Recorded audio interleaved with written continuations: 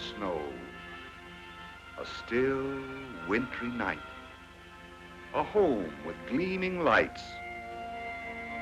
These things are part of Christmas today, as they were yesterday. Let's go back to Grandfather's house for Christmas. A Christmas near the end of the last century.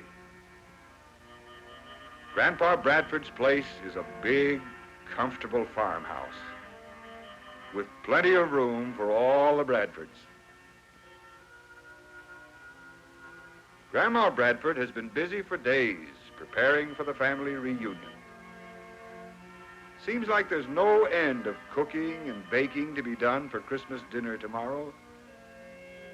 Grandma's eldest daughter, Alice, does the more creative work in the family, like making ornaments for the Christmas tree. Old-fashioned ornaments for an old-fashioned Christmas.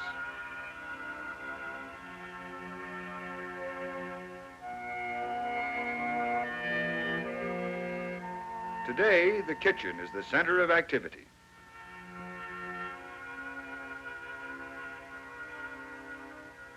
But tomorrow, the parlor will ring with the shouts of Bradford grandchildren around the tree.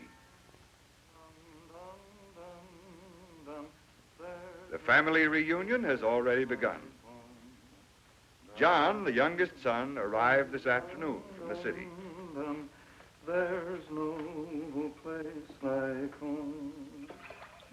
It was a long ride on the train, almost 8 hours. It's good to be home, in the midst of familiar sights and sounds. There, that ought to hold you till morning. I should think so. Now, what about the parlor? The wood's of the fireplace. I light the fire first thing in the morning, right after milking. Alice liked to freeze out there trimming that Christmas tree. Alice? Yes, Mother? Did you find the store ornaments? Yeah, I've got the candles and candle holders and everything. I'll be finished with the tree pretty soon.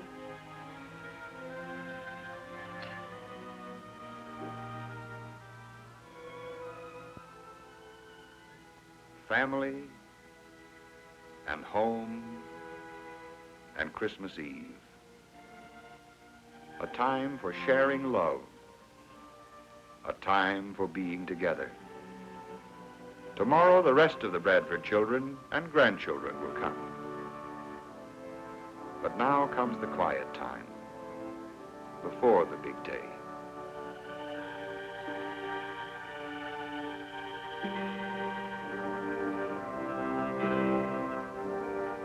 No Christmas Eve would be complete without Grandpa reading the Bible account of the first Christmas.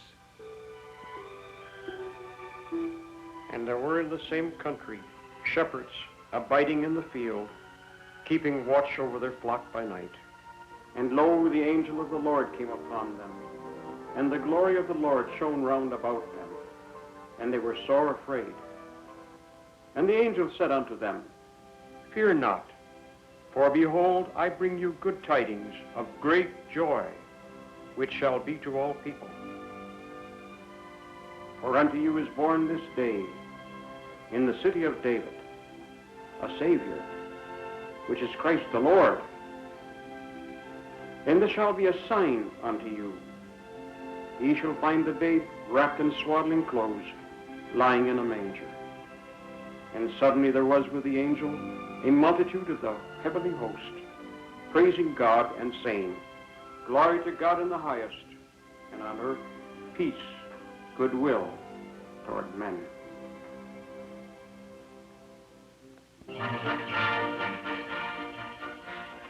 Christmas morning, and as usual, good old Major pulls Dave Bradford and his young family to the Bradford farm where Dave was born.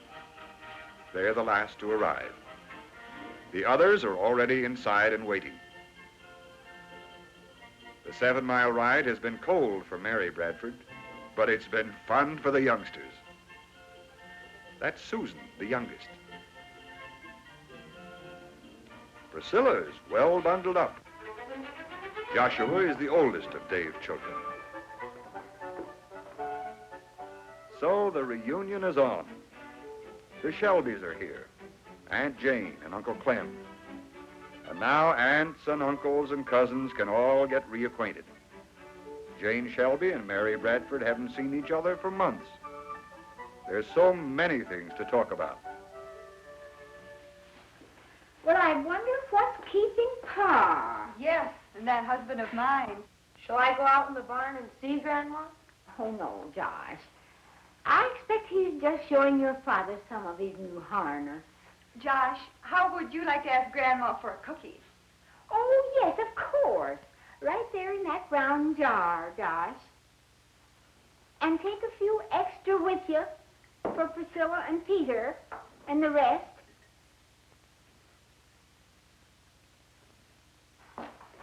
Well, here we are. Hello, Joshua. Grandpa! Mary. Hello, Father. Did you take care of Major all right? Yes, he's been stabled and fed.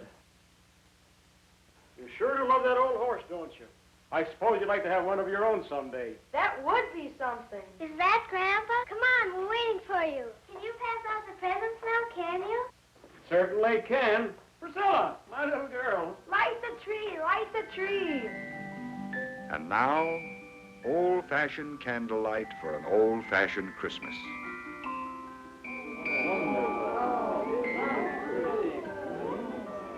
They'll enjoy it while they can, for the candles will not be allowed to burn too long. And where is the child who has not loved this moment at Christmas time? Why, the tree is almost as exciting as the gifts themselves. Grandfathers are pretty popular in most families, and Grandpa Bradford is no exception. The family wouldn't think of exchanging the gifts themselves. Grandpa has to pass out each one. That's part of Christmas at the farm. And who can say which is the happier, the receiver or the giver?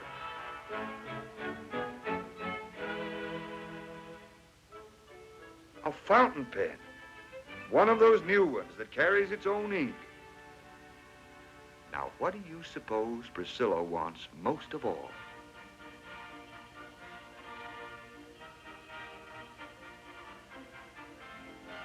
Will their little girl like it? Toys and Christmas go together. The porcelain doll came from a city far away.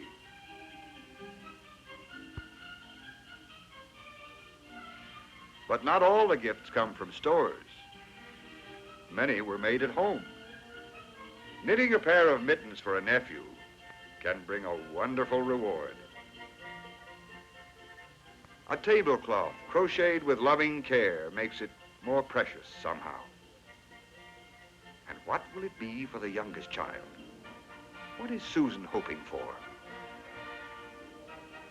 Of course, a teddy bear.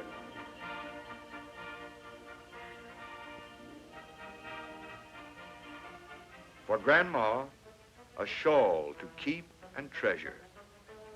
These are gifts that carry with them a family's love. Some gifts bring with them a part of the world beyond this house. That's one of the wonders of the age, a phonograph.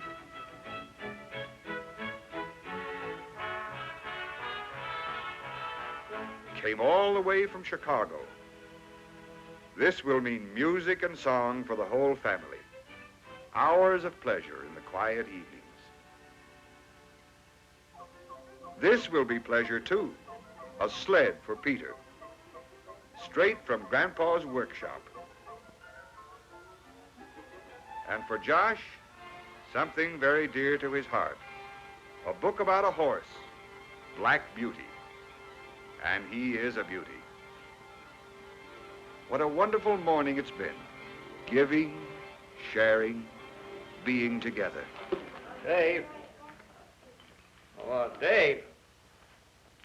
Yes, Pa? It's getting a little chilly in here. Don't you think you'd better go out and get that big log for the fire? Yes, I'll get it right away. Well, I guess that's all the presents. That is, almost all. If There's one more present that was too big to put under the tree. You all know that Josh had a birthday last month. Now that he's 10 years old, he's old enough to have this something. It is a sort of a combined birthday and Christmas gift. Of course, when Peter is 10 years old, I aim to give him the same thing. Josh, go to the window now.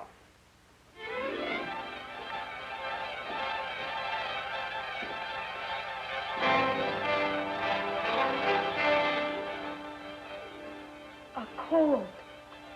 A cold. Golly. It seems that once in every child's life comes the time when he gets the one gift he treasures above all others. And for Josh, this is the one.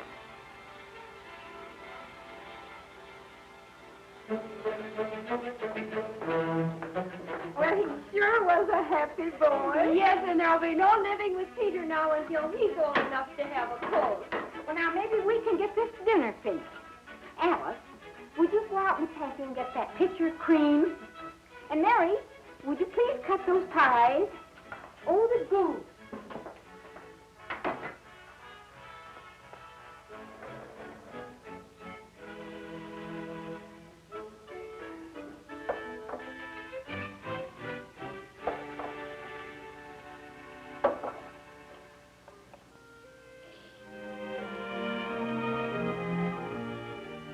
And so a family gathers for Christmas dinner. But more than that, a home is filled with warmth and love and goodwill. I believe we're ready now, Pa.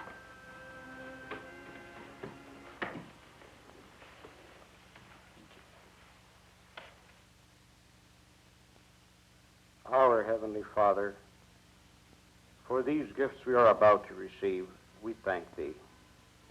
We ask Thy blessing upon this house and upon these Thy servants, gathered together through Thy bounteous guidance and love. Amen. Gathered together for Christmas, 3 generations of a happy family.